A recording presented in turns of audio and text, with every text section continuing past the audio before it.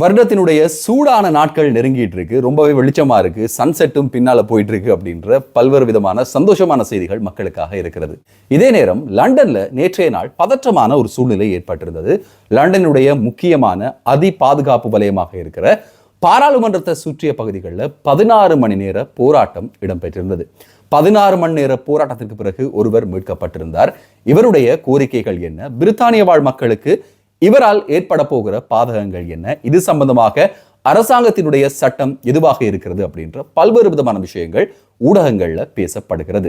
15 வயதான ஒரு இளைஞன் கொல்லப்பட்ட விவகாரம் தொடர்பில் கைது நடைபெற்றிருக்கிறது. இந்த சம்பவம் கிளாஸ்கோ பகுதியில மிகப்பெரிய பதற்றத்தையும் அச்சத்தையும் ஏற்படுத்தி இருக்கிறது.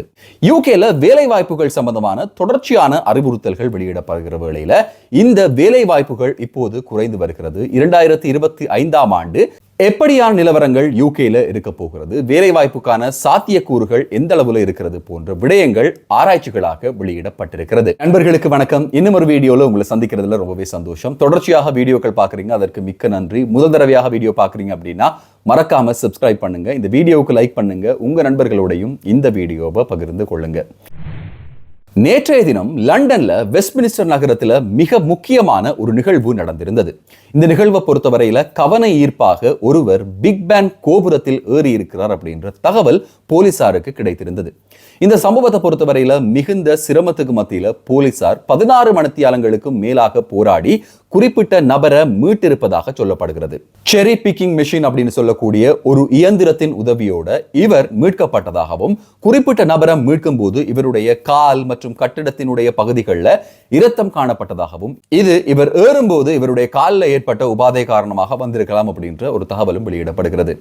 குறிப்பிட்ட நபரை பொறுத்தவரையில இவர் 3 நாட்களுக்கும் அதிகமான நாட்கள் இந்த கோபுரத்தில் தங்கியிருப்பதற்கு தீர்மானித்திருந்ததாகவும், இதன் மூலமாக பிரித்தானியா பாலஸ்தீனத்திற்கு ஆதரவு தர வேண்டும் அப்படின்ற தன்னுடைய கோரிக்கையை உலகத்துக்கு காட்டுவதற்காக இந்த ஒரு கவன ஈர்ப்பு நடவடிக்கையில ஈடுபட்டதாகவும் சொல்லப்படுகிறது. இவரை கீழே இறங்கி வர சொல்லி பல மணி நேரங்களாக போலீசார் கேட்டுக்கொண்ட போதிலும் இவர் இறங்க மறுத்ததாகவும், அதற்கு பிறகு நீண்ட நேர பேச்சுவார்த்தைகளின் பின்னர் இவர் கீழே இறங்கி வருவதற்கு ஒத்துழைத்ததாகவும் சொல்லப்படுகிறது. குறிப்பிட்ட சம்பவத்தில் கைது செய்யப்பட்டிருக்கும் இந்த நபர் குறித்தான மேலதிக விசாரணைகள் மேற்கொள்ளப்பட்டு வருகிறது. இது ஒரு பக்கம் இருந்தாலும், இன்னும் ஒரு பக்கம் குறிப்பிட்ட பாராளுமன்றத்தை சுற்றிய பகுதிகளில் அதி பாதுகாப்பு வலயமாக பிரகடனப்படுத்தப்பட்டிருக்கிற இடத்துல இப்படியாக ஒரு நபர் இவ்வளவு பெரிய கட்டிடத்துல எப்படி ஏற முடியும்? பாதுகாப்பு தரப்பு அந்த நேரத்தில் என்ன செய்து கொண்டிருந்தாங்க அப்படின்ற ஒரு மிக முக்கியமான கேள்வி இப்போது விடுக்கப்பட்டிருக்கிறது. குறிப்பிட்ட நேரத்தில் பிரித்தானிய பாராளுமன்றத்தில் பாதுகாப்பு கடமையில ஈடுபட்டு கொண்டிருக்கக்கூடிய பாதுகாப்பு உத்தியோகத்தர்கள் அணிவகுப்பு செய்கிற ஒரு நேரமாக இருந்த போதிலும் இந்த நாள்ல அந்த அணிவகுப்பு இடம்பெறாதது ஏன் அப்படின்ற ஒரு கேள்வி முன்வைக்கப்படுகிறது. ப்ரோ பாலஸ்தீன் பற்றிய முக்கியமான சில அறிவுறுத்தல்கள் கடந்த காலங்களில் விடுக்கப்பட்டு வந்தது. இதுல மிக முக்கியமாக யூகேயினுடைய பொலிட்டிக்கல் ஸ்டாண்ட்ஸ் என்னவாக இருக்கிறது அப்படின்றது உயர் மட்டங்கள் தீர்மானிக்க வேண்டிய விஷயம். ரஷ்யா உக்ரைன் பிரச்சனையின் போது உக்ரைனுக்கு ஆதரவாக பிரித்தானியா செயற்படுகிறது, ஆனால் பாலஸ்தீன் இஸ்ரேல் பிரச்சனைகளின் போது இஸ்ரேலுக்கு ஆதரவாக செயற்படுகிறது அப்படின்ற இருவேறு விதமான கருத்துக்கள் இப்போது ஊடகங்கள்ல பேசப்பட்டு வருகிறது. இது பாலஸ்தீனத்திற்கு ஆதரவானவர்கள் மத்தியில ஒரு மிகப்பெரிய சர்ச்சையை ஏற்படுத்தி இருக்கிறது. பல இடங்கள்ல யூகேல குறிப்பாக மாணவர்கள் உட்பட பலரும் சேர்ந்து பல அடையாள அணிவகுப்பு போராட்டங்களிலும் ஈடுபட்டிருந்தாங்க. இந்த பாலஸ்தீனத்துக்கு ஆதரவான போராட்டங்களின் போது அத்துமீறுபவர்கள் கைது செய்யப்படுவார்கள். இவர்களுடைய விசா ஸ்டேட்டஸ் யூகேல டெம்பரரியாக இருக்குமாக இருந்தால் இவர்கள் நாடு கடத்தப்படுவார்கள் அப்படின்னு சொல்லி தொடர்ச்சியாக யூகேனுடைய அரசாங்கம் அறிவித்து வந்தது.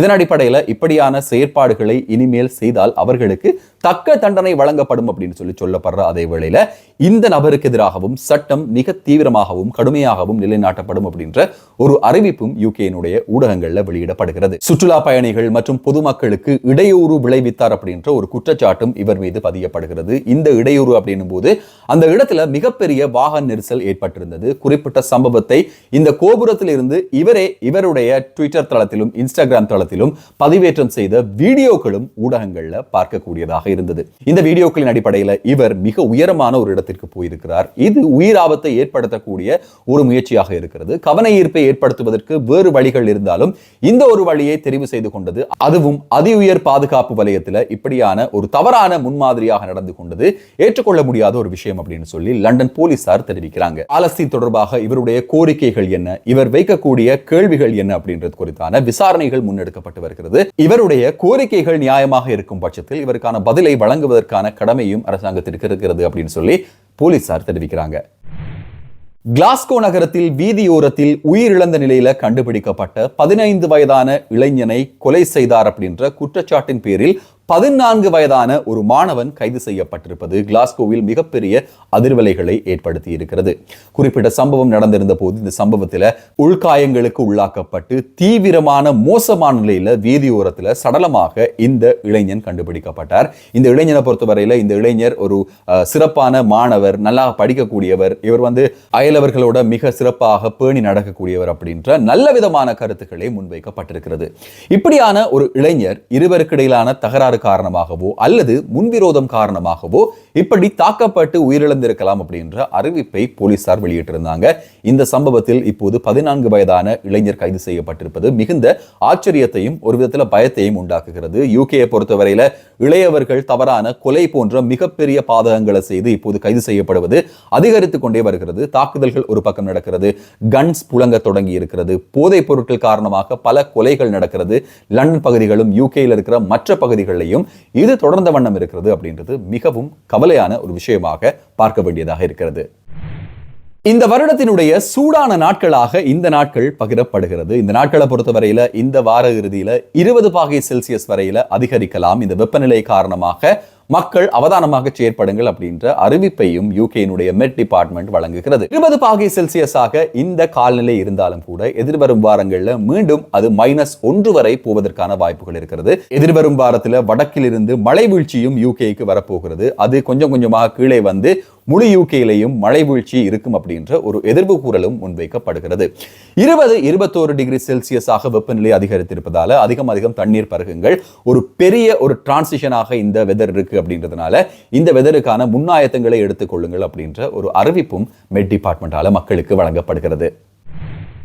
பிரித்தானியாவில் மேற்கொள்ளப்பட்ட ஆராய்ச்சியின் முடிவாக 2025ஆம் ஆண்டு வேலை வாய்ப்புகள்ல தட்டுப்பாடுகள் இருக்கும் அப்படின்ற ஒரு ஆய்வு வெளியிடப்பட்டிருக்கிறது. இந்த ஆய்வை பொறுத்தவரையில இப்போதைக்கு செயற்கை நுண்ணறிவினுடைய ஆக்கிரமிப்பு டெக் இண்டஸ்ட்ரியில இருக்கிற காரணத்தினால வேலை வாய்ப்புகளுக்கான வாய்ப்புகள் மிக குறைவாக இருக்கிறது. குறிப்பிட்ட சில பொசிஷன்ஸுக்கு மட்டும்தான் இப்போதைக்கு வேலை வாய்ப்புகள் இருக்கிறது. 2024ஆம் ஆண்டோடு ஒப்பிடும்போது 2025ஆம் ஆண்டில் வேலை வாய்ப்புகளுக்கான வாய்ப்புகள் மிக குறைவான அளவிலே இருக்கிறது அப்படின்ற ஒரு ஆராய்ச்சியும் வெளியிடப்பட்டிருக்கிறது. இதுல பொதுவாகவும் வெகுவாகவும் பாதிக்கப்பட போகிறவர்கள் யார் அப்படின்னு சொன்னா ஸ்டூடெண்டாக இருக்கிறவங்க, நிறைய கனவுகள் எதிர்பார்ப்புகளோட யூகேக்கு வந்திருப்பாங்க. இவங்க படிச்சதுக்கு அப்புறம் இவங்களுக்கான வேலை கிடைக்கும் அப்படின்ற ஒரு மிக முக்கியமான ஒரு காரணம் இவங்களை யூகேக்கு படிக்கிறதுக்காக தூண்டி இருக்கும். ஆனா கடந்த சில வருடங்களாக, குறிப்பாக 2022ஆம் ஆண்டுக்கு பிறகு 23-24ஆம் ஆண்டுகள்ல ஏற்பட்ட பல்வேறு விதமான மாற்றங்கள் காரணமாக யூகேனுடைய தொழில் வாய்ப்புகள் ஓரளவுக்கு குறைய தொடங்கி இருந்தது. 2023-2024ஆம் ஆண்டுகளில் ஸ்டூடெண்டாக யூகேக்கு வந்தவங்க இப்போதான் அவங்களுடைய கோர்ஸை முடிச்சு அவங்களுடைய இன்டர்ன் முடிச்சுட்டு வெளியே வந்திருப்பாங்க. இப்படியான சந்தர்ப்பத்தில் ஸ்பான்சர்ஷிப் ஜாப் எடுக்கிறது அப்படின்றது மிகப்பெரிய ஒரு சவாலான விஷயமாக யூகேல பார்க்கப்படுகிறது. கடந்த சில வாரங்களுக்கு முன்னால வேலை வாய்ப்புகள் அதிகரிக்கிறது அப்படின்ற ஒரு விஷயம் சொல்லப்பட்டிருந்தது. அதையும் நம்ம சேனல் நாம சொல்லியிருந்தோம். சில பேர் சில விஷயங்களை, சில செய்திகளை, ஆராய்ச்சிகளை ஊடகங்கள் வாயிலாக தெரிந்து கொண்டு அதை சொல்லும் போது சொல்ற ஒரு விஷயம், ஏன் நெகட்டிவான நியூஸை பகிர்ந்து கொள்றீங்க, ஏன் கெட்ட விஷயங்களை சொல்றீங்க அப்படின்னு சொல்லி. அப்படி கிடையாது. நம்ம ஒரு தயார்படுத்தல் இல்லைன்னா நம்ம வாசிக்கிற விஷயங்கள், சமகாலத்தில் நம்ம நண்பர்கள் நம்மளுடைய சொந்த அனுபவங்களை பகிர்ந்து கொள்றதாகத்தான் இதை பார்க்க வேண்டியதாக இருக்கு. ஏன்னா கடந்த சில வாரங்களாக வேலை வாய்ப்புகள் இருக்கு அப்படின்னு சொல்லி இருந்தாலும் கூட இந்த வேலை வாய்ப்புகள் யூகேனுடைய ரெசிடென்ட்ஸுக்கு இருக்கா இல்ல யூகேனுடைய சிட்டிசனுக்கு இருக்கா அப்படின்றது பற்றிய எந்த ஒரு அறிவித்தல்களும் வெளியிடப்படவில்லை. ஆனா 2025ஆம் ஆண்டை பொறுத்தவரையில வேலை வாய்ப்புகள்ல மிகப்பெரிய ஒரு தட்டுப்பாடு இருக்கும் அப்படின்றது மட்டும் தெளிவாக தெரிகிறது. இதற்கான சாட்சிகளாக பல சமூக வலைதளங்கள்ல மக்களுடைய கருத்துக்கள் ஒரு பக்கம் இருந்தாலும் வேலைகளுக்கான விண்ணப்பங்களின் போது உங்களுக்கு யூகேயினுடைய வொர்க் பெர்மிட் இருக்கிறதா, ILR அல்லது பாஸ்போர்ட் இருக்கிறதா அப்படின்ற ஒரு கேள்வி முன்வைக்கப்படுவதையும் பார்க்கக்கூடியதாக இருக்கிறது. ஸ்டூடெண்ட்ஸா இப்ப இருக்கிறவங்க யூகேல ரெசிடென்ட் ஆகி இந்த பெர்மனன்ட் பிளானுக்கு போறீங்க அப்படின்னு சொன்னா மறக்காம உங்களுடைய PSW யூஸ் பண்ணுங்க. இந்த PSW 2 வருஷத்துக்குள்ள உங்களுக்கு மாற்றங்கள் நிறைய ஏற்படலாம். இந்த மாற்றங்கள் ஏற்பட்டு ஜாப் மார்க்கெட் மறுபடியும் ரைஸ் ஆகும்போது வேலைகள் கிடைப்பதற்கான வாய்ப்புகள் இருக்கு. அப்படி இல்லைன்னா நீங்க ஒரு நிறுவனத்துக்கு வேலைக்கு போறீங்க, அந்த நிறுவனம் உங்களுடைய பெர்ஃபார்மன்ஸ்ல இம்ப்ரெஸ் ஆகி உங்களுக்கான ஸ்பான்சர்ஷிப்பை அவங்க வழங்குறதுக்கான வாய்ப்புகளும் இருந்துட்டே இருக்கு. கேப் ஒர்க்கராக கன்வெர்ட் பண்ணி உடனடியாக PSW நீங்க ஸ்கிப் பண்றதுக்கான முயற்சிகள் இருப்பீங்க அப்படின்னு சொன்னா அடுத்த வீடியோல இந்த கேப் ஒர்க்கர்ஸ்ல யூகேல நடக்கிற மிக முக்கியமான சில விஷயங்களை பற்றி தொகுத்து ஒரு வீடியோ செய்யலாம் அப்படின்னு இருக்கேன். ஸோ அந்த ஆப்ஷன்ஸுக்கு போறதுக்கு முன்னால கொஞ்சம் ஹோல்ட் பண்ணுங்க, அதை பற்றி நிறைய விசாரிச்சு பாருங்க. PSW-வா இல்ல கேப் ஒர்க்கர் விசாவுக்கு சுவிட்ச் ஆகிறதா அப்படின்றது பற்றிய விஷயங்களை பத்தி அடுத்த வீடியோல நாம பேசலாம். இந்த வீடியோவை முழுசா பார்த்துருப்பீங்க அப்படின்னு சொல்லி நம்புறேன். தொடர்ச்சியாக பார்த்துருந்தீங்கன்னா மறக்காம சப்ஸ்கிரைப் பண்ணுங்க, இந்த வீடியோவுக்கு லைக் பண்ணுங்க, தொடர்ச்சியாக நம்ம போற வீடியோக்களை பாருங்க, ஸ்கிப் பண்ணாம முழுசா பாருங்க. இன்னும் ஒரு வீடியோவில் உங்களை சந்திக்கும் வரை நன்றி, வணக்கம்.